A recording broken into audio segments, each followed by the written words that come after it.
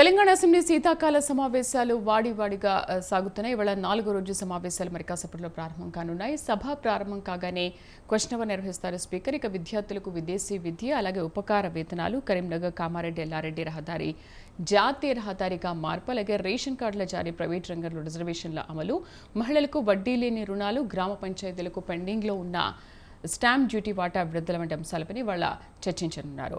And అలాగే BRS కూడా నిరసన చేపడుతోంది. ప్రజా సమస్యలపై వినూత్నంగా అసెంబ్లీ ప్రాంగణంలో నిరసన చేపడుతోంది బీఆర్ఎస్. ఇవాళ ఆటో డ్రైవర్ల సమస్యలపైన ఆందోళన చేయనున్నారు. అసెంబ్లీలో అందరూ కూడా ఆటోలో చేరుకుంటున్నారు. ఆటో డ్రైవర్ల సమస్యలపైన బీఆర్ఎస్ వాయిదా తీర్మానించింది. ఓవరాల్గా అసెంబ్లీ సమావేశాలపైన పూర్తి సమాచారం కరెస్పాండెంట్ సవీన్ లైవ్లో అందిస్తారు. సవీన్, ప్రజా సమస్యలపైన వినూత్నంగా అసెంబ్లీ ప్రాంగణంలో బీఆర్ఎస్ నిరసన చేపడుతోంది. అండ్ ఆటో డ్రైవర్ల సమస్యలపైన కూడా బీఆర్ఎస్ వాయిదా తీర్మానం ఇచ్చిన నేపథ్యంలో ఇవాళ 4వ రోజు అసెంబ్లీ సమావేశాలు ఓవరాల్గా ఎలా జరగనున్నాయి, అండ్ ఈ బిల్లుల విషయం ఏంటి, అసలు క్వశ్చన్ అవర్లో స్పీకర్ ఎటువంటి నిర్ణయాలు తీసుకునే అవకాశం ఉంది?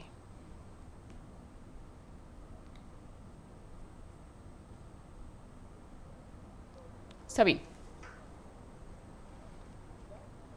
తెలంగాణ అసెంబ్లీ సమావేశాలు 4వ రోజు ఉదయం 10 గంటలకు ప్రారంభం కాబోతున్నాయి. ఈరోజు అసెంబ్లీలో క్వశ్చన్ అవర్ కార్యక్రమం ఉండబోతోంది. క్వశ్చన్ అవర్ కార్యక్రమంలో భాగంగా 10 ప్రశ్నలు, ముఖ్యంగా విద్యార్థులకు విదేశీ విద్యా ఉపకార వేతనాలు, అదేవిధంగా కరీంనగర్ కామారెడ్డి ఎల్లారెడ్డి రహదారి జాతీయ రహదారిగా మార్పు, రేషన్ కార్డుల జారీ, ప్రైవేటు రంగంలో రిజర్వేషన్ల అమలుతో పాటు మహిళలకు వడ్డీ లేని రుణాలు, గ్రామ పంచాయతీలకు పెండింగ్లో ఉన్న స్టాంప్ డ్యూటీ వాటా విడుదల, మల్కాజిగిరి నియోజకవర్గంలో రోడ్డు అండర్ బ్రిడ్జ్లు, హైదరాబాద్ నగరంలో ప్రపంచ స్థాయి సామర్థ్య కేంద్రం, ఇక ఫణిగిరి మరియు రుద్రమచెరులోను పర్యాటక ప్రాంతాలుగా అభివృద్ధి, మననూరు ప్రాంతంలోని ఐటీడీఏలో కనీస సౌకర్యాలు ఉండబోతున్నాయి. అదేవిధంగా తెలంగాణ అసెంబ్లీలో ఈరోజు ఒక కీలక బిల్లును ప్రభుత్వం ప్రతిపాదించబోతోందని చెప్పుకోవచ్చు. ముఖ్యంగా అర్హత కలిగిన వారి జీతభత్యాలు, అనర్హత కలిగిన వారి జీతభత్యాలు, పింఛన్లు తొలగించే బిల్లును ప్రవేశపెట్టడంతో పాటు తెలంగాణ భూభారతి 2024 బిల్లును రాష్ట్ర రెవెన్యూ శాఖ మంత్రి పొంగులేటి శ్రీనివాసరెడ్డి ఈరోజు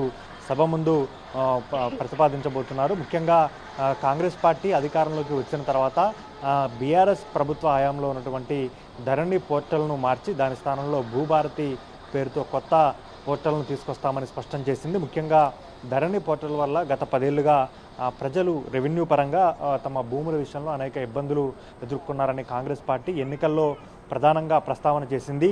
ఆ అంశాన్ని కూడా ప్రస్తావించింది. బీఆర్ఎస్ హయాంలో వీఆర్ఓ వీఆర్ఏ వ్యవస్థను తీసివేసి గ్రామీణ వ్యవస్థలో రెవెన్యూ వ్యవస్థకు ఆటంకం కలిగించారంటూ కూడా కాంగ్రెస్ పార్టీ ఆరోపించింది. తిరిగి వీఆర్ఓ వీఆర్ఏ వ్యవస్థలను కాంగ్రెస్ ప్రభుత్వం పునరుద్ధరించబోతోంది. ఇక మండల, డివిజన్, జిల్లా స్థాయిలోనే రైతులకు సంబంధించి కావచ్చు, ఇతరత్ర ల్యాండ్ భూ పంచాయతీలకు సంబంధించి మండల, జిల్లా, డివిజన్ స్థాయిలోనే పరిష్కారం అయ్యే విధంగా భూభారతి యాప్లో ప్రత్యేకంగా కొత్త రూల్స్ తీసుకొస్తామంటూ కూడా గతంలో పొంగులేటి శ్రీనివాసరెడ్డి స్పష్టం చేసిన పరిస్థితి మనకు కనపడుతోంది. ముఖ్యంగా భూ పరిపాలనా వ్యవస్థలో సంస్కరణలు తీసుకురావడంతో పాటు గతంలో ధరణిలో ప్రజలు ఏ విధమైన ఇబ్బందులు ఎదుర్కొన్నారో ఆ ఇబ్బందులు లేకుండా చేస్తామంటూ కూడా ప్రభుత్వం చెప్తూ వస్తుంది. అందులో భాగంగానే ఈరోజు తెలంగాణ భూభారతి 2024 బిల్లును రాష్ట్ర రెవెన్యూ శాఖ మంత్రి పొంగులేటి శ్రీనివాసరెడ్డి ప్రవేశపెట్టబోతున్నారు. ఇప్పటికే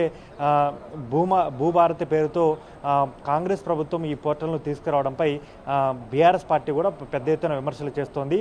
కాంగ్రెస్ పార్టీ ఎప్పుడు రాష్ట్రంలో అధికారంలో ఉన్న దళారులను ప్రోత్సహించి పెద్ద ఎత్తున కమిషన్ల కోసం దళారులను ప్రోత్సహిస్తోంది. ఇప్పుడు భూభారతి యాప్తో అదే పని మరోసారి చేయబోతుందంటూ బీఆర్ఎస్ పార్టీ ఆరోపిస్తున్న పరిస్థితి మనకు కనపడుతుంది. ఇక తెలంగాణ శాసనమండలి విషయానికి వస్తే ఈరోజు తెలంగాణ శాసనమండలిలో ప్రధానంగా తెలంగాణ టూరిజం పాలసీపై షార్ట్ డిస్కషన్ ఉండబోతోంది. అదేవిధంగా తెలంగాణ విశ్వవిద్యాలయ సవరణ బిల్లు 2024ను ప్రవేశపెడతారు. అదేవిధంగా తెలంగాణ వస్తు సేవలు మరియు పన్ను సవరణ బిల్లును కూడా తెలంగాణ శాసనమండలిలో ప్రవేశపెడతారు. తెలంగాణ వ్యాయామ విద్య మరియు క్రీడా విశ్వవిద్యాలయ బిల్లు 2024 కూడా తెలంగాణ శాసనమండలిలో ప్రవేశపెట్టబోతున్నారు. ఇక తెలంగాణ అసెంబ్లీలో ఈరోజు ప్రభుత్వ పాఠశాలలు, గురుకుల పాఠశాలలకు సంబంధించి ప్రభుత్వం కల్పిస్తున్నటువంటి సౌకర్యాలపై ప్రభుత్వం షార్ట్ డిస్కషన్కు అనుమతి ఇచ్చింది. దీనిపైన ప్రధానంగా స్వల్పకాలిక చర్చ తెలంగాణ అసెంబ్లీలో జరగబోతోంది. ముఖ్యంగా ఇప్పటికే గురుకులాల్లో దాదాపు 53 మంది విద్యార్థులు మరణించారంటూ బీఆర్ఎస్ పార్టీ ఆరోపిస్తోంది. ఇటీవలే ప్రభుత్వం నూతన మెనూను రెడీ చేసి రాష్ట్ర మంత్రులు, ముఖ్యమంత్రి స్వయంగా గురుకుల పాఠశాల విద్యార్థులతో కలిసి మధ్యాహ్న భోజనం చేసిన పరిస్థితి మనకు కనబడుతోంది. ఈ అంశంపై షార్ట్ డిస్కషన్ అసెంబ్లీలో ఉండబోతోంది. ఇక బీఆర్ఎస్ పార్టీ ఈరోజు ఆటో డ్రైవర్ల సమస్యలపై అసెంబ్లీలో వాయిదా తీర్మానం ఇచ్చింది. ముఖ్యంగా కాంగ్రెస్ పార్టీ అధికారంలోకి వస్తే సంవత్సరానికి 12,000 రూపాయలు ఆటో డ్రైవర్లకు ఇస్తామని హామీ ఇచ్చింది. మహిళలకు ఆర్టీసీలో ఉచిత బస్సు సౌకర్యం కల్పించడం ద్వారా ఆటో డ్రైవర్లు రోడ్డున పడ్డారంటూ బీఆర్ఎస్ పార్టీ మొదటి నుంచి ఆరోపిస్తూ వస్తోంది. అనేక మంది ఆటో డ్రైవర్లు ఆత్మహత్యలు చేసుకున్నారంటూ కూడా బీఆర్ఎస్ పార్టీ మొదటి నుంచి చెప్తూ వస్తోంది. ఆటో డ్రైవర్లకు సమస్యలతో పాటు ఆటో డ్రైవర్లకు 12,000 సంవత్సరానికి ఇవ్వాలంటూ బీఆర్ఎస్ పార్టీ వాయిదా తీర్మానాన్ని అసెంబ్లీలో ఇవ్వబోతోంది. ఇక రైతు రుణమాఫీతో పాటు రైతు భరోసా కింద ప్రతి సంవత్సరం 2 విడతలుగా 15,000 రూపాయలు ఇస్తామంటూ ఎన్నికల్లో కాంగ్రెస్ పార్టీ హామీ ఇచ్చింది. ఈ అంశంపైన రైతుల అంశంపైన బీజేపీ పార్టీ వాయిదా తీర్మానాన్ని అసెంబ్లీలో ఇవ్వబోతోంది. ప్రధానంగా ఈరోజు గురుకులాలు ప్రభుత్వ పాఠశాలలకు సంబంధించి అసెంబ్లీలో స్వల్పకాలిక చర్చ జరగడంతో పాటు క్వశ్చన్ అవర్ ఉండబోతోంది. అదేవిధంగా మరోవైపు బీఆర్ఎస్ పార్టీ ఆటో డ్రైవర్ల సమస్యలపై చర్చకు పట్టుబట్టే అవకాశం మాత్రం మనకు కనపడుతోంది. సో ఈ నేపథ్యంలో ఆటో డ్రైవర్ల విషయం పైన తీర్మానం ఇచ్చిన నేపథ్యంలో అసెంబ్లీలో దీనిపైన ఏదైనా చర్చ జరిగే అవకాశం ఉందా ప్రభుత్వం?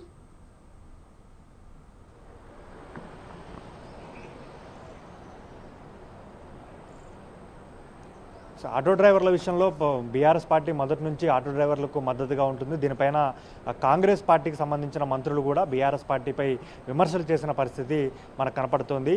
మహిళలకు ఉచిత బస్సు కల్పించడాన్ని బీఆర్ఎస్ పార్టీ స్వాగతిస్తుందా, వ్యతిరేకిస్తుందా స్పష్టం చేయాలంటూ కూడా గతంలో కాంగ్రెస్ పార్టీ బీఆర్ఎస్ పైన ఎదురుదాడి చేసిన పరిస్థితి మనకు కనపడుతుంది. కానీ మహిళలకు ఆర్టీసీలో ఉచిత బస్సు ప్రయాణం కల్పించడం వల్ల ఆటో డ్రైవర్ల వృత్తిపైన వారి జీవనాధారాన్ని దెబ్బతీసే విధంగా మారింది. దానికి ప్రతిగా కాంగ్రెస్ ప్రభుత్వం సంవత్సరానికి 12,000 ఆటో డ్రైవర్లకు ఇస్తామని చెప్పింది. ఆ 12,000 సరిపోవు, ఇంకా ఎక్కువ మొత్తంలో ఇవ్వాలి. ఇచ్చే 12,000 కూడా కాంగ్రెస్ అధికారంలోకి వచ్చి సంవత్సర కాలం పూర్తయినప్పటికీ ఇప్పటివరకు ఇవ్వలేదు. వెంటనే సంవత్సరానికి 12,000 ఇస్తామన్న విధంగా ఆటో డ్రైవర్లకు 12,000 ఇవ్వాలంటూ బీఆర్ఎస్ పార్టీ డిమాండ్ చేస్తూ ఈరోజు వాయిదా తీర్మానాన్ని అసెంబ్లీలో ప్రతిపాదించబోతోంది. Right Saveen, thank you.